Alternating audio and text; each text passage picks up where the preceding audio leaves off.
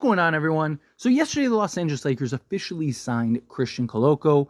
Now, the details are still unknown, at least at the time of recording this video. Depending on when you're watching this video, maybe we already have our answer. But according to Trevor Lane, he is expected to sign a two-way deal.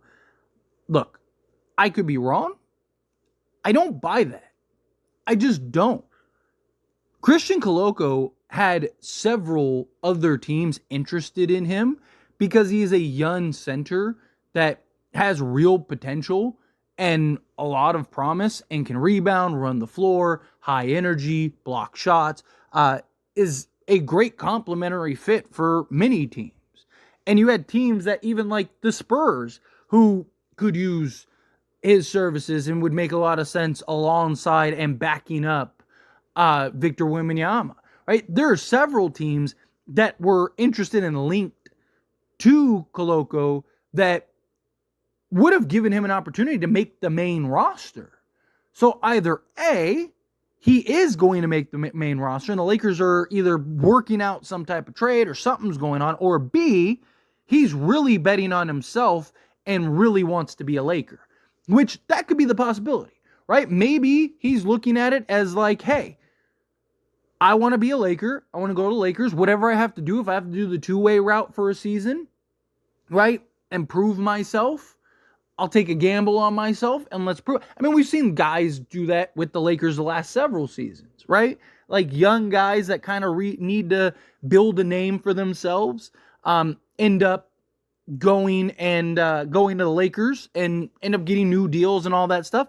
But also, that's the thing too. If you're the Lakers, right, like, what if he does come in and he is great? You don't think a team is going to snatch him up, right? Like, or offer him, one of these other teams can offer him money, down the road. Like, if you're the Lakers and you really are high on him, wouldn't it make sense to bring him in and try to get him for a couple seasons or something and see how it goes? Now, again, you could sign him to a two-way, multi-year two-way deal and eventually bring him up, but still, it's interesting to see how this really plays out. Because also, if you were going to go the two-way route, right, why wasn't it done? Like, why wouldn't you just do it all at once? Right? Like, I guess you could argue maybe they're evaluating who they should waive, right? But, like, are you swapping him for Colin Castleton? Sure.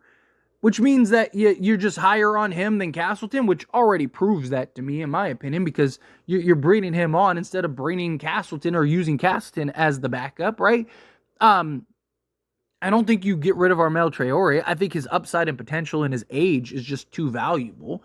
I mean, he's young, very young, right? And then, Blake Hinson is the type of player that we've had a need for the last several seasons. And every time we try to get a guy like him, it doesn't work out. I mean, look at like Malik Beasley, right? Like, so at least Blake Hinson seems comfortable being in the Lakers. I don't know if a trade is brewing, but the Lakers usually, you get all the rumors, you get all the hype, you get all the talk, you get all the news, and then all of a sudden, dies down, and boom, here comes a trade, right? Look at like the Rui trade. Look at, even the Utah trade. Like the Utah trade was rumored for like a year, and then it just quieted down, and then all of a sudden it was like, oh, Lakers and Utah are finalizing deal, and then it was like, whoa, okay, right? So again, and look, I've talked about it. Teams are getting closer and closer to training camp. We're a couple weeks out from training camp. It would make sense now that some of these teams would start lowering their asking price. It's something I've talked about, that I can see teams going like, hey, let's just get rid of Jeremy Grant, right? Do we really want him coming in? Let's just give up a first, or give him up for a first. Maybe Zach LaVine. Maybe the Lakers are like, hey, you know what? Like, let's go get Zach LaVine, and then now we got the center, and we get a scorer, and you never know what's around the corner, right? What's around the pike. I think that it would make more sense to go the trade route, personally.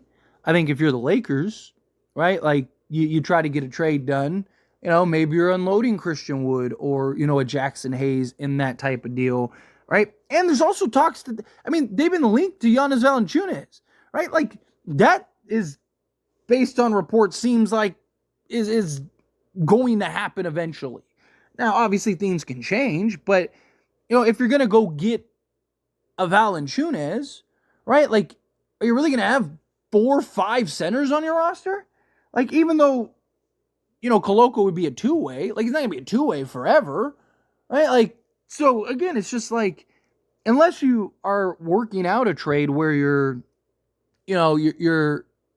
getting a grant, or, there's talks about DeAndre Hunter, right? Maybe you're doing something to go get DeAndre Hunter, and you're including, Jackson Hayes or something like that to bring him in, which then, you could argue, well, that kind of defeats the purpose, but not if the Lakers are really planning on getting a center, or maybe what if they get Jeremy Grant and Robert Williams, right? Like, I don't know. There's a million potential outcomes that can happen. I just don't, like, is Koloko really going to sign a two-way deal? Again, maybe he does, right? Maybe we get the information, and lo and behold, yeah, like the Lakers waived Henson or Castleton or whomever and ended up, bringing in Koloko to a two-way deal. But also, the talk was that he was going to have a real chance to earn quality front court minutes and a real opportunity to play a significant role. Can't really do that if you're on a two-way, right? You can only play 52 games, if I'm not mistaken, right? You only play like 52 games, and then there's like restrictions, and like, so like you're not going to have playoffs. So it's like, are you really bringing in Koloko on a two-way? And is Koloko willing to do that, especially when he has other options that were willing to give him a spot? Even Raptors insiders. Because when this happened, because he was a Raptor, right? And, you get all the reports from the Raptors side of things and Raptors people that were like, hey, this is great. Glad to see him back and healthy and all that stuff. But there's no way that he's signing a two-way.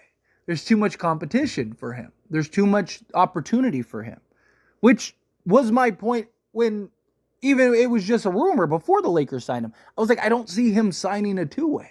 Now, again, I could be completely wrong. Maybe he does sign a two-way. I don't know. Trevor has connections. He has sources. He has people. I'm just a guy, right? I'm just a YouTuber, a fan that just has fun talking about things. But, and again, maybe he's willing to bet on himself in that manner.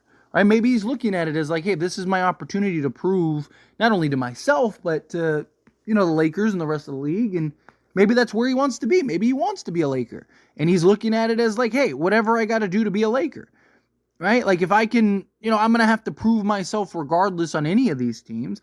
I'm probably not going to be playing 40 minutes a game regardless on any of these teams. So, I might as well go where I want to go. I might as well be with the team that I want to be with. Right? And have an opportunity and compete in training camp and show my skills and my potential and upside and all that stuff. That could be a real possibility. Again, he very well could be, just betting on himself, taking a gamble on himself and just going, hey, look, I'm going to show everyone. I'm going to show the world. Right? And he may get real opportunity. Again, Christian Wood, you can be your full-time four. Right? So, you have Anthony Davis, Koloko, and Hayes. But here's the other thing, though. Like, Anthony Davis wants to play more forward this season. So if the Lakers are going to give him that and are going to allow him to play more forward, then you're going to need Jackson Hayes and most likely Koloko and other guys to play the five and step up, which also could mean Christian Wood, what happens with him, right? Do you play him at the 5 and AD at the 4? Like, how does that work out? Right? There's a lot of questions with just minutes, period, that the Lakers are going to have to figure out and have to balance out correctly. There's going to be a lot of people that are going to have to buy in and be willing to take DMPs on any given night and stuff, right? And, also, how much do you play Koloko over Jackson Hayes? I think that there are pros and cons for both. I think there is an argument for either center. Koloko is definitely the better shot blocker, but Jackson Hayes is more proven, more comfortable. We've seen what he can do when he's feeling himself, right? So, I don't know. It's going to be very interesting, right? And there is a lot of risk with Koloko. But anyway, as always, this is a discussion. Pass a question on you. Let me know your thoughts and opinions down in the comments below. What do you think? How do you feel? What are your thoughts? Do you think, there's no way he's signing a two-way? It's got to be a contract. Do you think, no, he'll sign a two-way? He wants to be a Laker. Again, however you feel, whatever your thoughts are, I'd love to hear it. So let me know down in the comments below. on what you think of Christian Koloko. Oh, and also, are you just excited for Koloko? It's another good one, too. But anyway, again, let me know down in the comments. That being said, if you haven't liked this video, hit that like button. Helps me a lot as we enjoy these types of videos, and I truly appreciate it. Not subscribe channel, hit that subscribe button. Turn on the bell notifications. Appreciate y'all. See you in the next one. Thank you.